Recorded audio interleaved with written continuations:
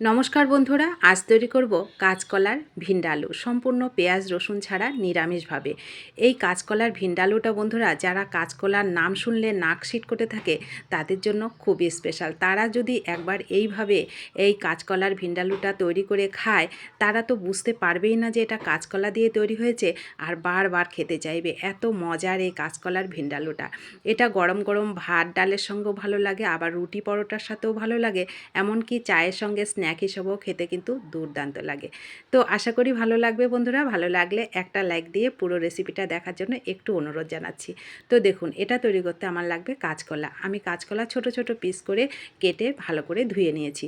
এবার এটাকে সেদ্ধ করে নেব। তার জন্য উনুনে একটু একটা কড়াই বসিয়ে অল্প জল দিয়ে একটু লবণ আর একটুখানি হলুদ দিয়ে এটাকে সেদ্ধ করব। তো এটা এমনভাবে সেদ্ধ করব বন্ধুরা, একদম যেন গলে না যায়, সেটা অবশ্যই খেয়াল করবেন। তো দেখুন, গরম গরম অবস্থায় কিন্তু জলের থেকে তুলে নিতে হবে, নয়তো কিন্তু জল অনেকটা কাঁচকলা টেনে নেবে। তো তুলে নেওয়া হয়ে গেলে এটাকে একটু ঠান্ডা করে নেব। ঠান্ডা হয়ে গেলে এটাকে ভালো করে খোসাটাকে ছাড়িয়ে নেব। খোসাটাকে ছাড়িয়ে এবার এটাকে পিস পিস করে কাটবো। এটা আমি ছোট একটু কাঁচকলা নিয়েছি, আপনারা যদি বড় সাইজের কাঁচকলা নেন সেক্ষেত্রে 4 টুকরো করবেন। আমি ছোট সাইজের নিয়েছি বলে আমি 2 টুকরো করে নিয়ে নেব। এই যে খোসাটা আছে, খোসাটা কিন্তু অন্য কোনো খাবারে কিন্তু আমরা ব্যবহার করতে পারি, আর কাঁচকলার খোসা বাটা কিন্তু দারুণ লাগে খেতে। তো দেখুন, খোসাটাকে তুলে আমি ছোট্ট ছোট পিস করে 2 পিস করে কেটে নিচ্ছি। আমার কাঁচকলাগুলো ছোট, তো বড় হলে আপনারা 4 পিস করে কেটে নেবেন। আর কাঁচকলাটাকে কিন্তু অবশ্যই হালকা সেদ্ধ করবেন, একদম গলা গলা সেদ্ধ করবেন না, তাহলে কিন্তু খেতে ভালো লাগবে না।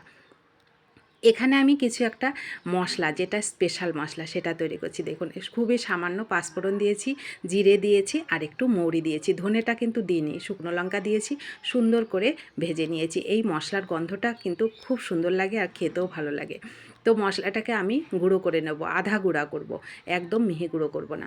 এদিকে কড়াইটাকে বসিয়ে পরিমাণ মতো তেল দিলাম, আর একটুখানি লবণ আগে দিয়ে দিয়েছি, কারণ এই যে আমি ভিজানো ছোলাটা দিয়েছি, ছোলাটা দেওয়ার পরে আর ছিটে আসবে না। তো এই ছোলাটা ছাড়াও আপনারা তৈরি করতে পারেন, কিন্তু ছোলা দিয়ে খেতে বেশি ভালো লাগে যদি স্ন্যাক হিসেবে খাওয়া হয়। তো ছোলাটাকে একটুখানি তেলের মধ্যে ভেজে নিলে দেখবেন ছোলাটা কিন্তু নরম হয়ে যাবে। ছোলাটাকে আমি 2 ঘন্টা আগেই ভালো করে ভিজিয়ে রেখেছিলাম।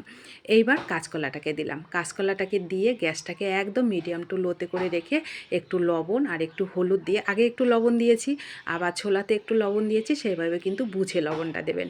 তো লবণ আর হলুদ দিয়ে কাঁচকলাটাকে একটু 2 মিনিট সুন্দর করে কিন্তু ভেজে নিতে হবে, তবেই কাঁচকলাটা খেতে বেশি ভালো লাগবে।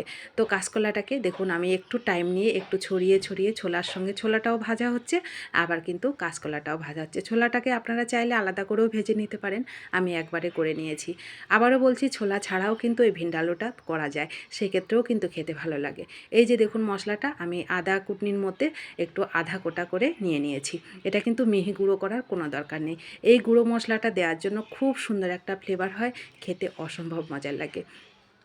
এখনও কিন্তু একটা সিক্রেট মশলা বাকি আছে, সেই মশলাটা দেওয়ার জন্য এটা খেতে বেশি ভালো লাগবে। অল্প একটু জল দিয়ে এই মশলার সঙ্গে কাঁচকলাগুলোকে আরও মিনিটখানেক সুন্দর করে আমি একটু কষিয়ে নেব, তাহলে কাঁচকলার ভেতরে জলটা দেওয়ার জন্য মশলাটা ঢুকবে, খুব সুন্দর ফ্লেভার হবে।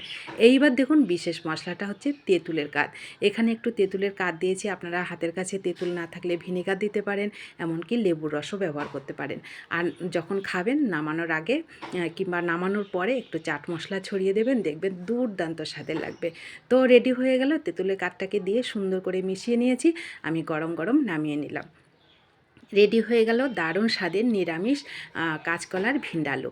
বন্ধুরা, যারা খেয়েছেন তারা তো জানবেন, যারা খাননি তাদেরকে অনুরোধ করব এই খাবারটা অবশ্যই একবার খেয়ে দেখবেন। বিশেষ করে বাচ্চাদের দিলে তো ওরা অনেক মজা করে খাবে, আর বুঝতেই পারবে না যে এটা আমরা কাঁচকলা দিয়ে তৈরি করেছি। তো কেমন লাগলো এই ছোট্ট সহজ রেসিপিটা অবশ্যই কমেন্ট করবেন। ভালো লাগলে, না খেয়ে থাকলে একবার তৈরি করে খেয়ে দেখবেন, তবেই বুঝতে পারবেন খাবারটা কতটা মজাদার। আর শেয়ার করতে কিন্তু ভুলবেন না। নতুন বন্ধু হলে চ্যানেলটা সাবস্ক্রাইব করে প্লিজ পাশে থাকবেন। আর যে সকল বন্ধুরা আমার পাশে সবসময় আছেন, আমাকে সাপোর্ট করছেন, তাদেরকে আমার অসংখ্য অসংখ্য ধন্যবাদ ও ভালোবাসা। তো রেসিপিটি ভালো লাগলে বন্ধুরা একটা লাইক করতে কিন্তু ভুলবেন না। আপনাদের একটা লাইক পরবর্তী রেসিপি তৈরি করতে অনেকটা উৎসাহিত করে। সকলে ভালো থাকবেন, সুস্থ থাকবেন। এই সুস্বাদু খাবারটা অবশ্যই একদিন তৈরি করে খেয়ে দেখবেন আর কমেন্ট করবেন। দেখা হবে নতুন কোনো রেসিপিতে। ধন্যবাদ সবাইকে।